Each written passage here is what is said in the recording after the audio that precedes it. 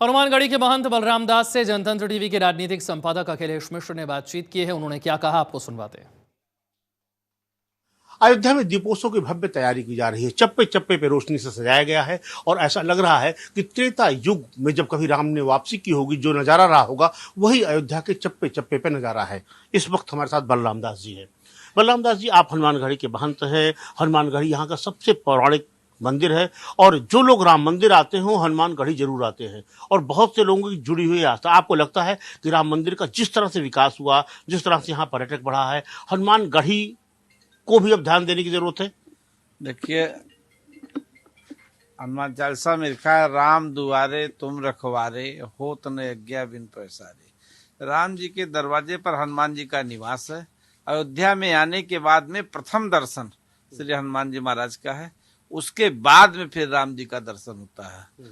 हनुमान जी आदिकाल से, चिरकाल से, जब रावण का वध करने के बाद प्रभु राम अयोध्या आए थे तो पूरी सेना उनके साथ आई थी।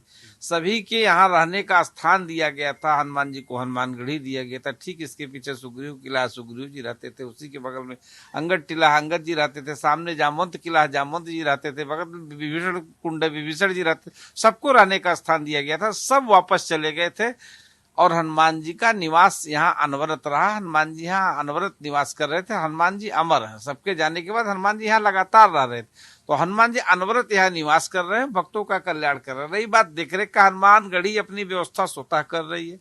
सरकार भी इसमें लगी हुई है। हनुमानगढ़ी में जो कुछ बन बिगड़ रहा है उसमें सब हनुमान जी की तरफ से हम लोग कर रहे हैं। हम लोगों ने शासन से मांग भी किया है कि हनुमानगढ़ी के जस्ट सामने जो खुला मैदान ढेर सारा है, जिसमें छांव की जरूरत है, व्यवस्था, जैसे अभी जेठ के महीने में मंगलवार होता है, बहुत भीड़ होती है और उसमें पूरा पब्लिक एकदम यहाँ से वहां तक भर जाती है, तो बहुत पीड़ित होती है। तो इसमें छांवों की जरूरत है।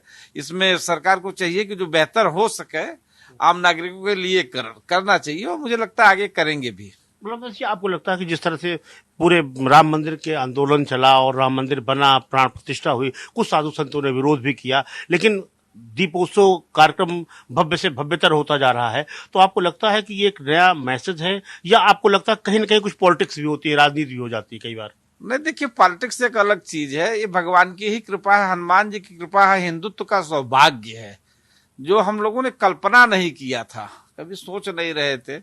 हम लोग कहते थे रामलला आएंगे, मंदिर बनाएंगे, तारीख नहीं बताएंगे, तो ये तब चर्चाएं चलती थी। हम लोग भी यही सोच रहे थे कि इसका कभी कोई सोल्यूशन नहीं है, कोई इसका मतलब कि निस्तारण नहीं है।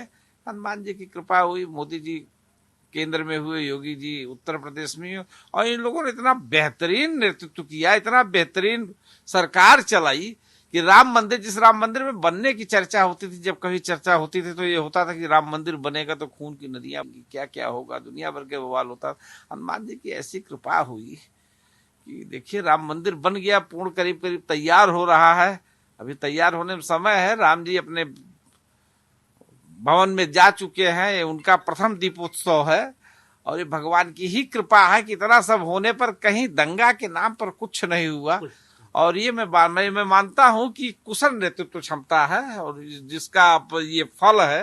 अन्यथा छोटे छोटे मुद्दे पर आप देखिए, छोटे छोटे मुद्दे पर क्या क्या हो जाता है। अभी आपने बहराइच में देखा, छोटा सा मुद्दा था, झंडा उखाड़ो धरो में ये नृशंस हत्याएं हुई, तो ये सब कुछ भी हो सकता था, लेकिन हनुमान जी का कृपा था और कुशल नेतृत्व था कि इतना बड़ा मामला और चुटकी बजाते हल हो गया, पता ही नहीं लगा कैसे हो गया। हम सब सौभाग्यशाली हैं कि हम वह दीपोत्सव मना रहे हैं। पूरा देश, पूरी दुनिया देख रही है इस मुद्दे पर है दीपोत्सव को, और सभी सीख रहे हैं। भारत ही नहीं दीपोत्सव मना रहा है। इस दीपोत्सव को देख करके विदेशों में दीप सजाए जा रहे हैं। विदेशों से लोग फोन कर रहे हैं, महाराज जी हम भी आना चाहते हैं, हम भी आना चाहते हैं। भगवान की बड़ी कृपा है और ये हिंदू धर्म का और हिंदुस्तान का झंडा पूरे विश्व में बुलंद हुआ है इस मुद्दे पर। बहुत बहुत धन्यवाद। तो ये थे बलराम दास जी, जिन्होंने साफ तौर पे कहा कि जिस तरह से इतने बड़े मुद्दे को सुलझाया गया, जिस तरह से राम मंदिर बना और देश और दुनिया में दीपोत्सव की लहर है, दीपोत्सव का एक संदेश है, वो निश्चित तौर पे हिंदुत्व को गौरवान्वित करने वाला है। कैमरामैन पवन के साथ अखिलेश मिश्र, जनतंत्र टीवी, अयोध्या।